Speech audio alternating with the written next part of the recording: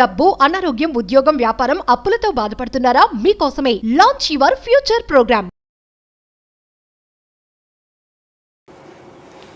నమస్తే రమ్మగారు. నమస్తే చే రమ్మగారు, మంచి తమాషా కథ ఏదైనా ఉంటే ఒకటి చెప్పండి. పల్లెటూరు కథ చెప్తాము.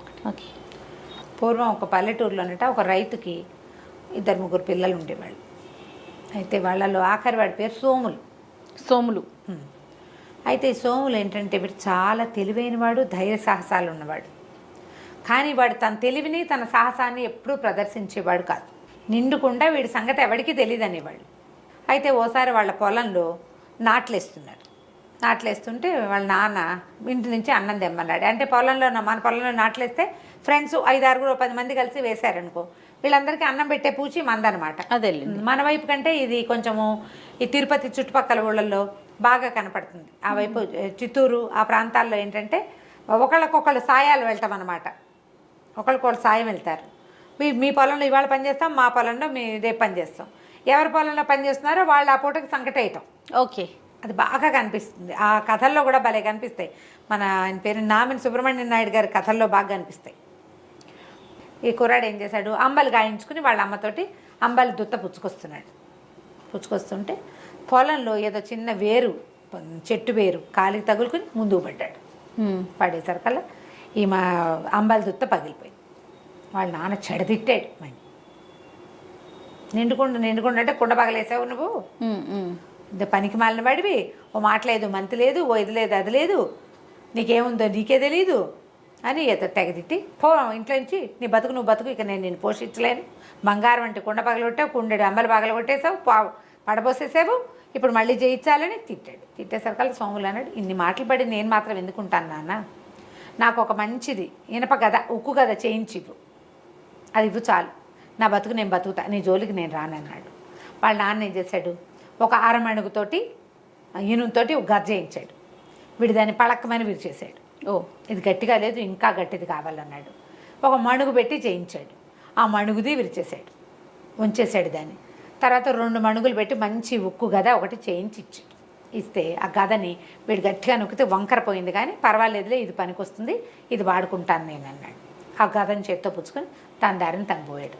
ఆ కాలంలో పిల్లల్ని ఇట్లా వదిలిపెట్టేసేవాళ్ళు. వాడు బతుకుతాడు, ఫలానా వాళ్ళ అబ్బాయి నేను చెప్తాడు, తర్వాత ఎప్పుడు వచ్చి కనపడతాడు నాన్నకి.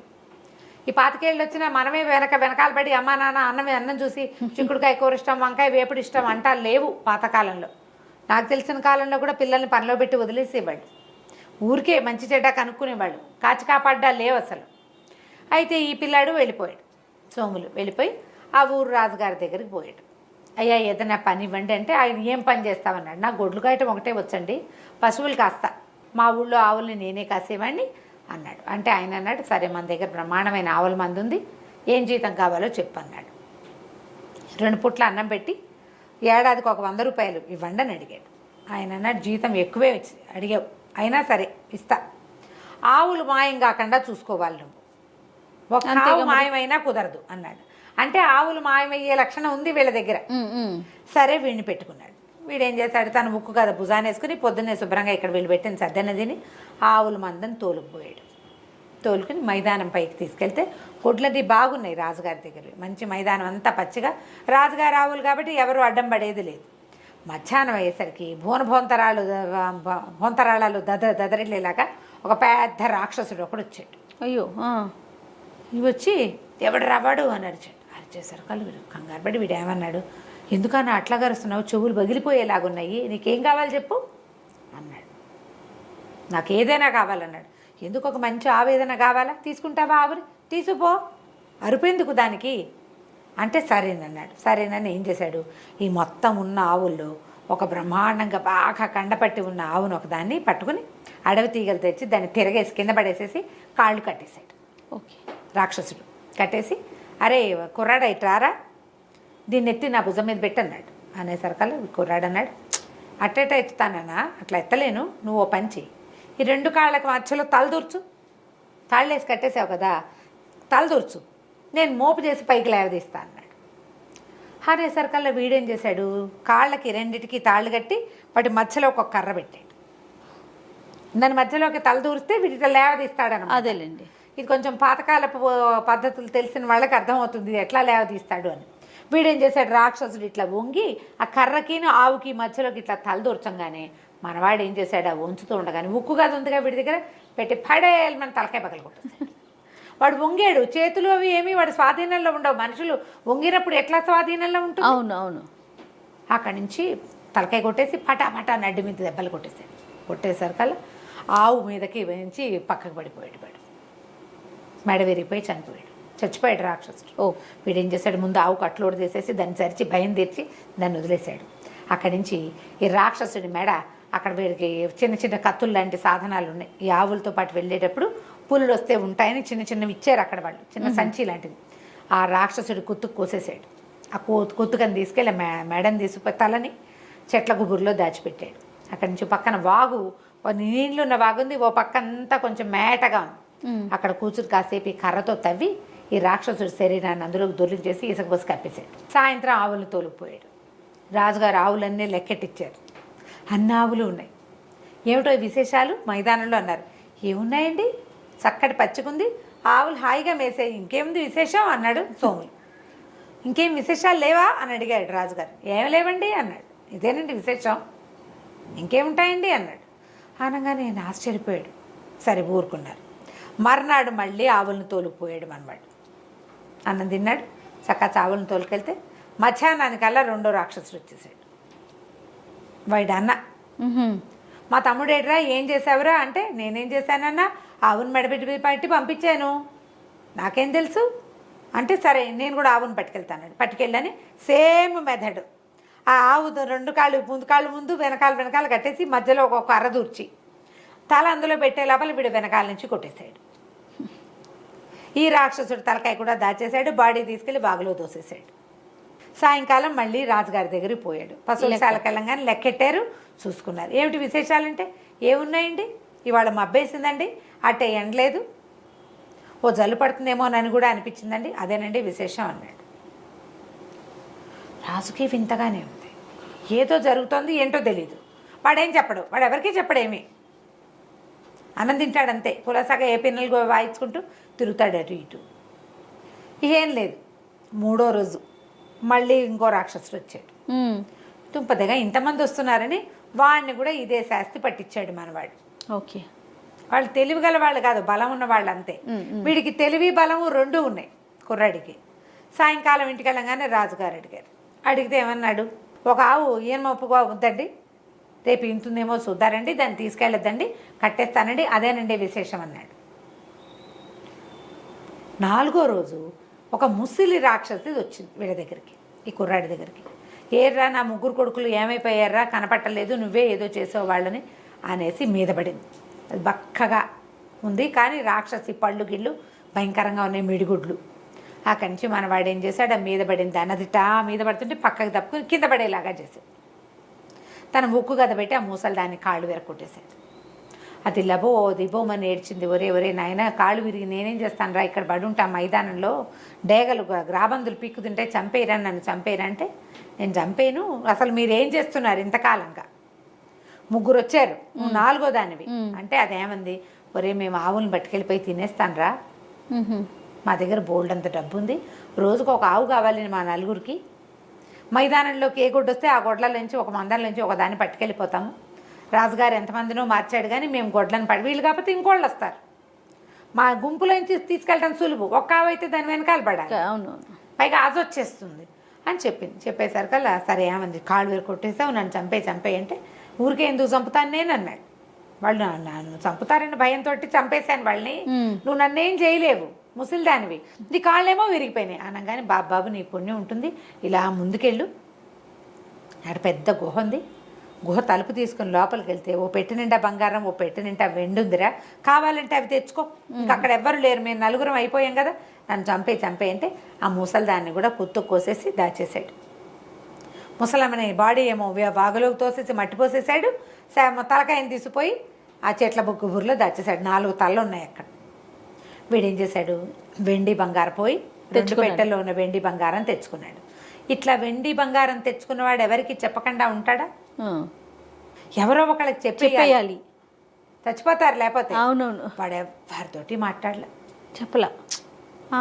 5-6 రోజుల తర్వాత వీడు ఒక రోజు ఆవుల్ని తోలుకుని ఇంటికి వెళ్ళేసరికల్లా రాజుగారికి కనపడడానికి వెళ్ళాడు.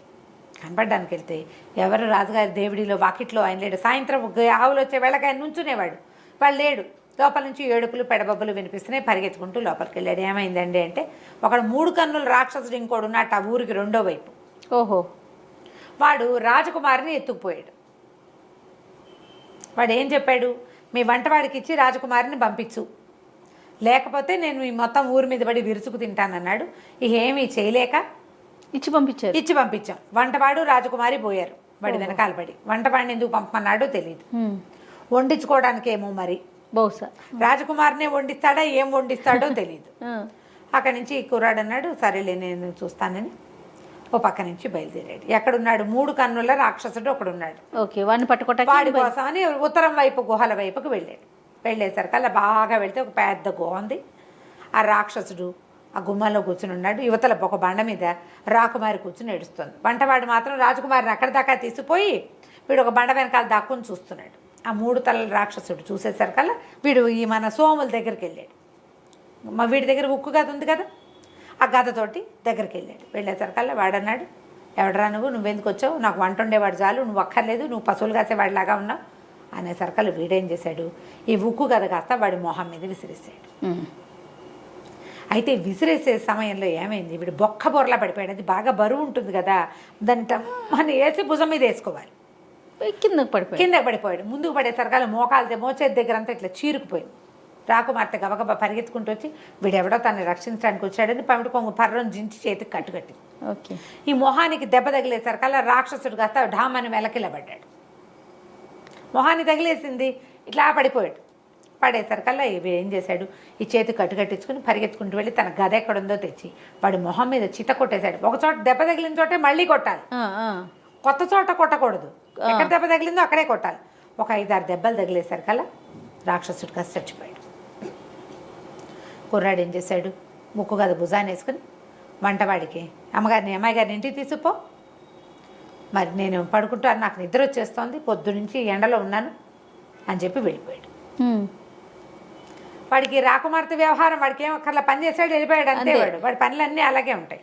అక్కడి నుంచి వంటవాడు ఏం చేశాడు, రాజకుమార్తెను వెంట తీసుకెళ్ళి ఏం చెప్పాడు రాజుగారికి. వాడికి ఏమర్థమైంది, సోములకి రాజకుమార్తె కావాలి, తనకు బహుమతి కావాలి, ఆ గోళలు లేవు. వాడు చెప్పడు.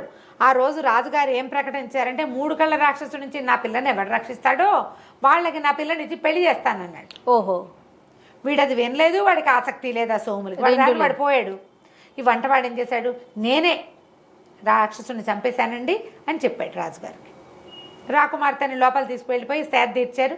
ఆవిడకి ఏదో అన్నం పెట్టి పడుకోబెట్టారు. వంటవాడేమో రాజుగారితో మాట్లాడాడు. అక్కడ రాజకుమార్తె లేదు. పొద్దున్న లేచేసరికల్లా వంటవాడితో మీకు పెళ్ళండి, రాకుమార్తెని పెళ్లి చేస్తానన్నాడుగా తండ్రి, ఎవరు రక్షిస్తారో వాళ్ళకి పెళ్లి చేస్తా, నేను రక్షించాను కాబట్టి పెళ్లి చేసేయండి అనగానే రాజుగారు మరి అన్నమాటకి కట్టుబడి వాడే తీసుకుపోయాడు 3 కళ్ళ రాక్షసుడి దగ్గరికి. వాడే అక్కడి నుంచి మోసుకొచ్చాడు వెనక్కి. సో వాడితో కాబట్టి ఇక పెళ్లి చేయాల్సిందేనని నిశ్చయించుకున్నారు. మర్నాడు పొద్దున అమ్మాయి గారి పెళ్లి అని అనౌన్స్ చేశారు.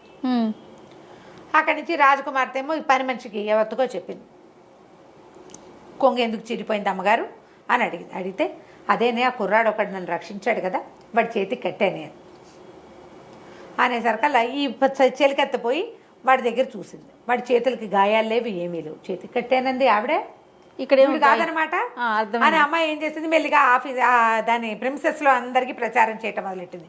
వీడు కాదు ఇంకోటి ఎవడో ఉన్నాడు, వాడి చేతికి దెబ్బ తగిలిందిట, రాకుమార్తె కట్టుకట్టిందిట, కొంగేమో చిరుగుంది, పర్రుని ఈ చివరి నుంచి ఆ చివరి దాకా చిరిగిందంటే వాడి చేయి సన్న చెయ్యి అయి ఉండదు, వాడెవడో బలశాలి. వంటవాడికి ఏం బలం ఉంటుంది, వంట చేసుకుంటాడు బోడిమొహం అని ఇలా చెప్తోంది. వీడికి వంటవాడి దిలాస ఏంటి, వాడు నిద్రపోతానని వెళ్ళిపోయాడంటే వాడికి లక్ష్యం లేదు. పైగా పశువుల కాపరి కంటే వంటవాడు నయం కాదు కొంచెం మరి, కాబట్టి నాకే ఇచ్చి పెళ్లి చేస్తారనుకున్నాడు. అక్కడి నుంచి రాజు కాసేపటికి మొత్తాన్ని మధ్యాహ్నానికి ఎవరికైతే ఈ పిల్లనిచ్చి పెళ్లి చేయబోతున్నారో వాడు రక్షించిన వాడు కాదు అనేది తెలిసిపోయింది. ఒక చెలికత్తి వచ్చి వీడు కాదట కదండి, కానీ వాడితోటే మీ పెళ్లి చేస్తున్నారండి అని చెప్పింది. రాకుమార్తె హుటాహుటని పరిగెత్తింది తండ్రి దగ్గరికి. నాన్న వీడు కాదు, మా అబ్బాయికి దెబ్బ తగిలింది, వాడెవడో నాకు తెలియదు, వాడు ఎత్తుగా ఉన్నాడు, బలంగా ఉన్నాడు, దెబ్బ తగిలింది మోచేకిందంతా ఇదంతా దొక్కిపోయింది. నేను నా చీర కొంగు కట్టాను. వాడెవడో కనుక్కో, వాడికిచ్చి నన్ను పిలిచి వాడు నన్ను రక్షించింది. నేను చూస్తుండగానే గద పెట్టి కొట్టాడు వాడిని. ఓకే. వీడు ఊరికే నన్ను తీసుకొచ్చాడు నాన్న, తెచ్చిన వాడికి ఇచ్చి పెళ్లి చేస్తానని కాదు కదా నువ్వు చెప్పింది. వాడేమంటాడు, వాడు నేను తీసుకొచ్చా కదా అంటాడు. తీసుకొచ్చిన వాడు కాదు, రాక్షసుడిని ఎవడు చంపాడో వాడికి ఇచ్చి కాపాడినవాడు అనేసరికల్లా అప్పుడు అసలు ఎవరు ఈ దారిన వెళ్ళారు అని వాడిని ఎంత అడిగినా వంటవాడు చెప్పలేదు. నేనేనంటాడు. రాకుమార్తె కాదంటూ అక్కడి నుంచి ఎవరు వచ్చారు, ఎవరు వెళ్ళారు, అసలు ఈ దారి వెంబడి వెళ్ళిన వాళ్ళు ఎవరు అని ఎంక్వైరీ చేసేసరికల్లా ఒక 5-6 చెప్పారు. పశువులుగా వచ్చే సోములు ఇటు వెళ్ళాడు. వాడి భుజం మీద ఒక ఉక్కు గద ఉంది. ఈ పిల్ల చెప్పింది గద ఉంది వాడి దగ్గర అని. అక్కడి నుంచి ఈయన కబురు చేశాడు. కబురు చేసి ఆ సోములు వచ్చాడు. సోములు రాగానే ఈ పిల్ల ఈ అబ్బాయి నన్ను రక్షించిందని చెప్పేసింది రాకుమార్తె. ఆయన రాజుగారు అడిగాడు, ఏమిట్రా నాయన నువ్వే చేసావు అంటే అవునండి. మరి చెప్పలేదు ఏమిట్రా? ఏముందంటే అందులో చెప్పడానికి, అందులో పెద్ద మ్యాటర్ ఏముంది? అమ్మాయి గారిని తీసుకుపోయాడు, పిల్లని పెళ్లి చేసుకుంటాడో చంపేసి వంట తెచ్చుకుంటాడో తెలీదు. మన దగ్గర గది ఉంది, ఓడిగొట్టాను, పడ్డాడు, చచ్చిపోయాడు. పెళ్ళి ఇంటికి చేరేదిగా, ఇంకా మీకు చెప్పేందుకేముంది ఇందులో ఊరని అనేసరికి ఇదేమిట్రా, మరి ఇంతకుముందు కూడా ఏమైనా ఇలాంటివి జరిగాయంటే జరగకేమండి, బోల్డ్ జరిగాయి. 3 రాక్షసుల్ని వాళ్ళ అమ్మని చంపాను, అక్కడ పెట్టాను, కావాలంటే చూసుకోండి అన్నాడు. అక్కడి నుంచి నాకు వెండి బంగారం 2 పెట్టెలు ఏంటంటే ఆ రాజ్యానికి సరిపడా సంపద అది. ఓహో, మా ఇంట్లో ఉన్నాయండి అన్నాడు. మరి నువ్వు ఎందుకురా పశు వృత్తి చేస్తుంటే, నా పని అదే కదండి, నాకు అదే వచ్చు, అందుకని నేను అదే చేస్తున్నాను. రాజుగారు ఆశ్చర్యపడి, నిండుకుండంటే ఇదే ఇట్లాగా? వాడికి డబ్బులు వచ్చినా వాడు తన పని మానలా, అంతే. ఎవ్వరికీ చెప్పాల, తనంత సాహస కార్యం చేసినా చెప్పలేదు. కనీసం రాజుగారికి వీడిని నేను చంపా, ఇదిగో మీ పిల్ల అని కూడా అప్పచెప్పల. అమ్మాయి సేఫ్గా వెళ్ళింది, నాకు అంతే చాలు అన్నాడు. రాజుగారు చాలా సంతోషించి ఆ సోముల్ని తన అల్లుడిని చేసుకున్నాడు. సోములు వాళ్ళ నాన్న ఆశ్చర్యపోయాడు, అప్రయోజకుడు అనుకుంటే వీడు ఇంత ప్రయోజకుడు అయ్యాడు అని. తర్వాత ఆ రాజ్యానికి రాజు అయ్యాడు. కథ కంచికి మనం ఇంటికి. సూపర్ అండి. నమస్తే. నమస్తే.